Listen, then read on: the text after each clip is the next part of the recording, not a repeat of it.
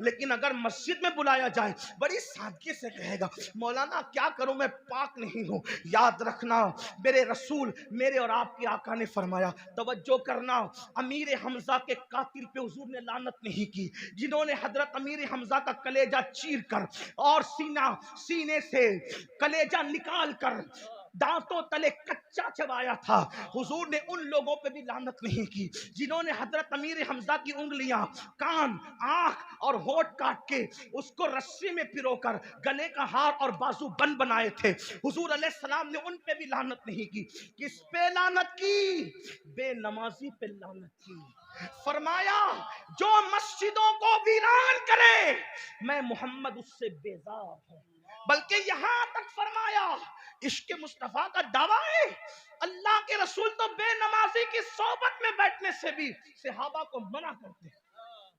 اگر یہاں ہاتھ اٹھوایا جائے نا, عشاء پڑھ کے کتنے آئے ہو, اٹھواؤں گا نہیں, بالکل مت اٹھانا, انگلیوں پہ گنو, انگلیوں پہ گنو. اللہ کے رسول علیہ السلام اپنے صحابہ سے بالخصوص سیدنا ابو ہریرہ سے کہتے ہیں, ابو ہریرہ بے نمازی کی صحبت میں نہ بیٹھا کر, کیونکہ آسمان سے اس پہ لعنت برستی ہے. فرمایا قیامت کے دن بے نمازی اٹھیں گے تو کالے سور کی شکل میں اٹھیں گے, کالے خنزیر کی شکل میں اٹھیں گے. نماز کو کیا سمجھ رکھا ہے؟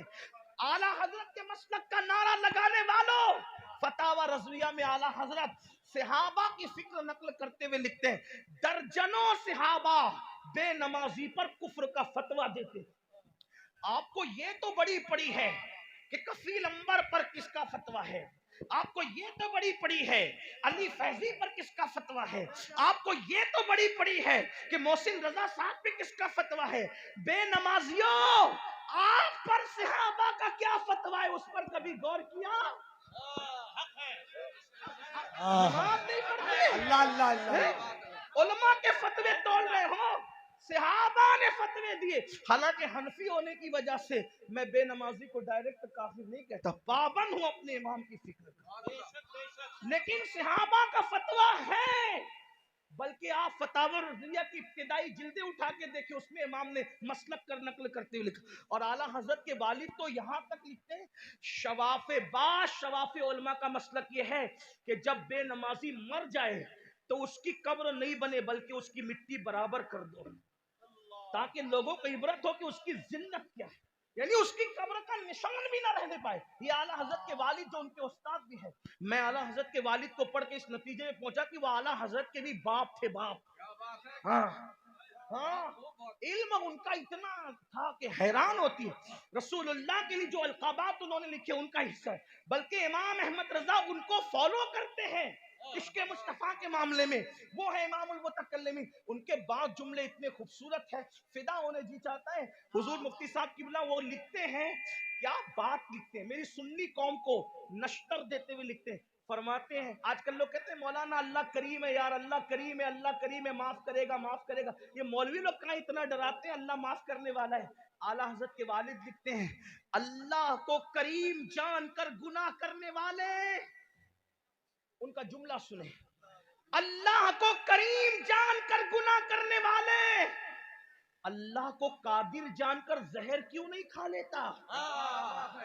جب وہ کریم ہے تیرے گناہ پہ تجھے بخش سکتا ہے تو وہ قادر بھی تو ہے, زہر کھانے پہ تجھے زندگی بھی دے سکتا ہے. لیکن تو نے اللہ کو قادر جان کر کبھی زہر نہیں کھایا اور اللہ کو کریم جان کر گناہ کر کے اس کی شان کریمی کا مذاق اڑاتا ہے. نہیں. تو میرے آقا علیہ السلام کے پیارے دیوانوں, اب میں جلدی بات سمیٹ رہا تھا لیکن بیچ میں بات آ گئی.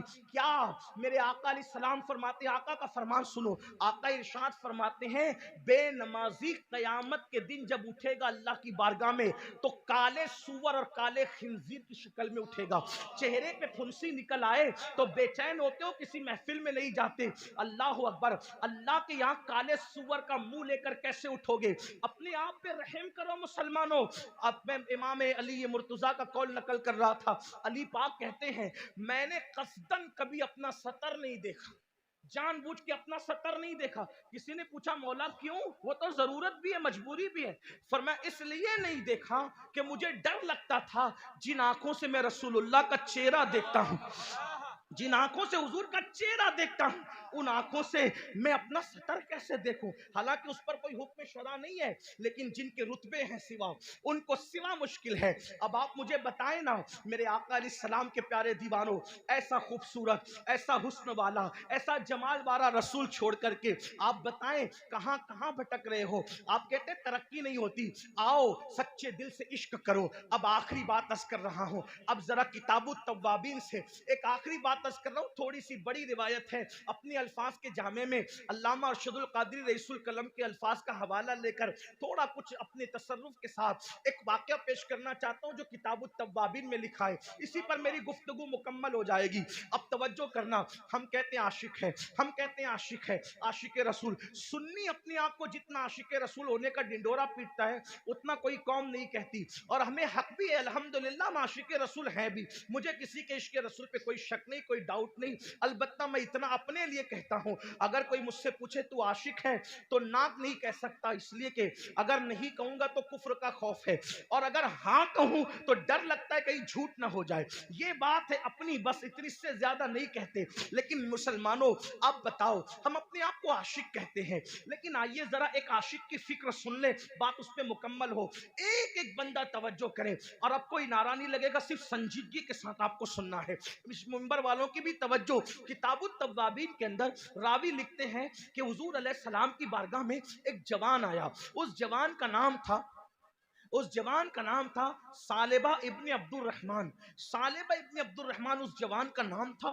اس جوان نے حضور کا حسن دیکھا، آقا کا جمال دیکھا، آقا علیہ الصلوۃ والتسلیم کا قد رعنا دیکھا، حضور علیہ السلام کی وہ نرگسی آنکھیں دیکھی، حضور علیہ السلام کی وہ سنبلی زلفیں دیکھی۔ آقا کا حسن و جمال دیکھ کر، پیکر کمال دیکھ کر اللہ اللہ حضرت امیر خسرو کہتے ہیں، اللہ اکبر کہتے ہیں، پری پیکر نگارے سرو قد لالا رخسارے، پری پیکر نگارے سرو قد لالا رخسارے، سراپا آفت دل بود شب جائے کہ من بودم۔ اور میرے امام کہتے ہیں سر تاب قدم ہے تنے سلطان زمن پھول، سر تاب قدم ہے تنے سلطان زمن پھول، لب پھول، دہن پھول، زقن پھول، بدن پھول۔ اللہ اکبر کہتے واللہ جو مل جائے میرے گل کا پسینہ، مانگے نہ کبھی عطر رفیق چاہے دلہن پھول، دندان و لب و زلف رخ شاہ کے فدائی، دندان و لب و زلف رخ شاہ کے فدائی، ہے در عدن لال یمن مشک ختن پھول۔ اور دل اپنا بھی شیدائی ہے اس ناخن پاکا، دل اپنا بھی شیدائی ہے